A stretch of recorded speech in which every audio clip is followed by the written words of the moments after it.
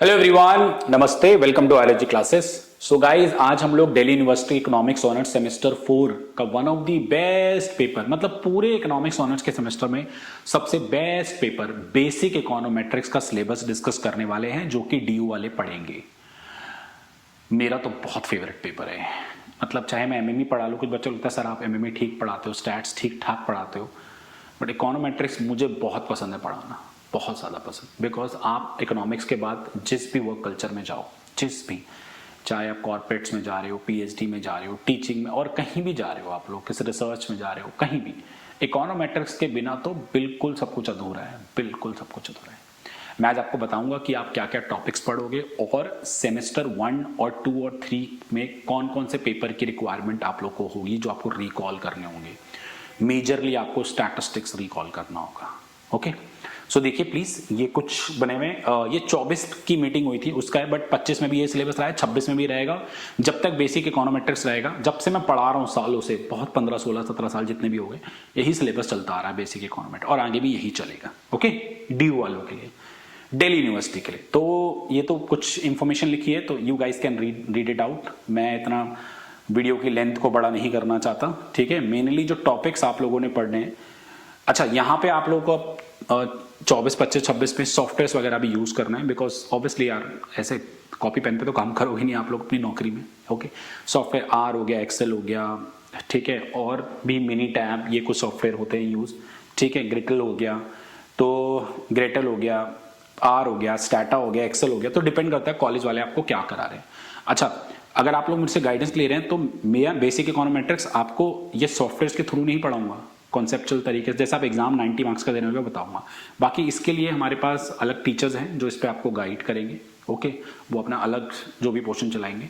And अगर आप चाहो तो आज के टाइम पे मतलब अवेलेबल है, सिर्फ एक कमांड ही यूज करनी होती है, बट ऑब्वियसली पहले आपको नॉलेज बहुत अच्छे से होनी चाहिए इकोनोमेट्रिक्स क्या होता है, उसके बाद ही आप यूज कर सकते हो। तो मैं अभी सॉफ्टवेयर को लेकर बात नहीं करूंगा।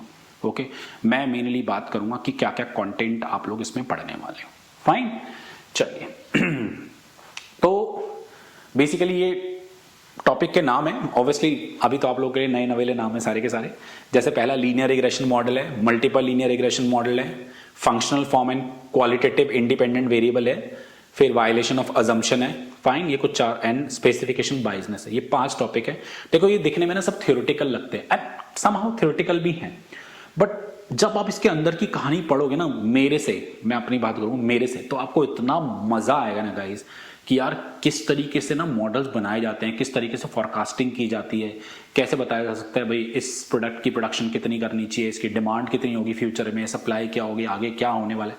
मतलब तुम लोग फ्यूचर देखोगे इस पेपर को करने के बाद, सच्ची बता रहा हूँ, इतना बेहतरीन पेपर है। डेटा कलेक्ट करके और किस तरीके से फॉरकास्टिंग की जाती है, this is all about econometrics. मुझे बहुत पसंद है ये पेपर, आपको भी बहुत पसंद आएगा अगर आप अच्छे से इसको पढ़ोगे तो। ओके, सो इसके बाद ये बुक्स है, इसकी जो बुक है वो गुजराती बुक है, जो कि मेनली यूज होती है। अदर बुक्स भी हैं, वुल्ड्रिच एक बुक आती है, उसके अलावा और भी डिफरेंट, बट गुजराती जो है अच्छी किताब है। अगर आप लोग रीडिंग्स लेना चाहो, गुजराती बुक्स लेना चाहो तो ले सकते हो, कोई दिक्कत नहीं। बट अगर आप मेरे से गाइडेंस लेते हो तो मैं हर तरीके से आपको पढ़ाऊंगा, आपको गुजराती को टच भी नहीं करना पड़ेगा। ओके, तो simple linear regression model Gujarati का chapter 2 3, multiple linear regression model Gujarati का chapter 4, functional form 5 6 excluding 6.7, violation of assumption ये दे रखा है गुजराती का, स्पेसिफिकेशन बाइजनेस चैप्टर नंबर 7 है गुजराती का। एंड उसके बाद फिर दोबारा से सजेस्टेड एग्जाम्पल फॉर प्रैक्टिकल, ठीक है, ये सब दे रखे हैं कौन कौन से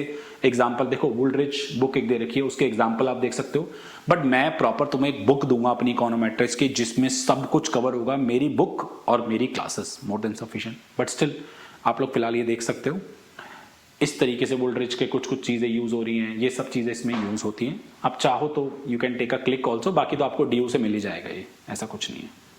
ओके फाइन, तो गुजराती मेनली एसेंशियल है और वुल्ड्रिच आप लोगों को बोली भी है यूज करने के लिए। बट सबसे जरूरी बात कि इकोनोमेट्रिक्स के लिए सेम 1 सेम 2 का क्या क्या आपको आना चाहिए। तो बेसिकली स्टैटिस्टिक्स है जो आपको अच्छे से आनी चाहिए, अच्छे से मींस बहुत अच्छे से। स्टैट्स में अगर मैं बात करूंगा तो आपको पूरा का पूरा रैंडम वेरिएबल्स अच्छे से आना चाहिए, ठीक है।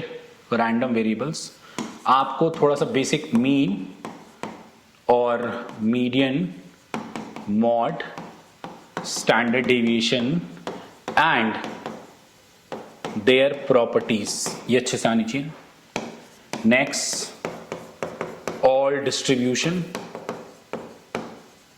डिस्ट्रीब्यूशन बोले तो बाइनोमियल, पॉइजन, नॉर्मल, ये अच्छे से सब कुछ, स्पेशली नॉर्मल। नेक्स्ट आप लोगों को सेम 2 में जो आप स्टैट्स पढ़ते हो, सैम्पलिंग पूरा अच्छे से, मतलब सेम 2 की स्टैट्स तो पूरी आनी चाहिए, sampling, estimation and hypothesis. Okay, तो ये वीडियोस अगर आप लोग क्लासेस ज्वाइन करते हो तो मैं पहले प्रोवाइड आप लोगों को करा दूंगा ये सारी की सारी। तो आप लोग जब सेम 4 की इकोनोमेट्रिक ज्वाइन करोगे तो मैं आपको सेम 1 और सेम 2 की पूरी स्टैट्स प्रोवाइड करूंगा। ओके, तो अच्छे से स्टैट्स रिकॉल करनी है और उसके बाद इकोनोमेट्रिक्स चालू करनी है। अगर किसी बच्चों को बार बार बोल रहे हैं सर आप बोले जा रहे इकोनोमेट्रिक्स, आप अच्छा पढ़ाते हो, आप ठीक है, आपका बेस्ट पेपर, एक बारी यूट्यूब पे इकोनोमेट्रिक्स का मेरा पहला लेक्चर देख लेगा। 6 साल पहले डाला था, बट वर्ल्ड वाइड नंबर 1 रहा था वो लेक्चर, वर्ल्ड वाइड। ओके, तो आप प्लीज उसको जरूर देखना, बहुत मजा आएगा आप लोगों को लेक्चर देख के। Okay, so this is the paper basic econometrics. बहुत प्यारा पेपर है, काफी हमारे स्टूडेंट्स सिर्फ इसी पेपर की वजह से ही, ठीक है, दे गॉट अ जॉब। अच्छा, थोड़ी बहुत माइक्रो मैक्रो भी आनी चाहिए, वो तो आती होगी, इकोनॉमिक्स पढ़ रहे हो तो। ओके, स्पेशली उनकी थ्योरीज जितनी भी, चाहे एंजल लॉज हो, डिमांड लॉ हो, सप्लाई लॉ हो, ये सब कुछ अच्छे से आपको पता होना चाहिए। ओके, सो ठीक है, this is all about the basic econometrics. So start करेंगे इसको। बाकी मैंने आपको सिलेबस कंटेंट बता दिया है और ये सेम 1 और 2 की स्टैट्स आपको पूरी की पूरी अच्छे से रिकॉल करनी है। आपको वीडियो अच्छा लगा हो प्लीज लाइक करना, कमेंट जरूर करना, क्या कमेंट करोगे, इंफॉर्मेटिव है नहीं है, जो भी आप करना चाहो। ठीक है, thank you so much, bye bye.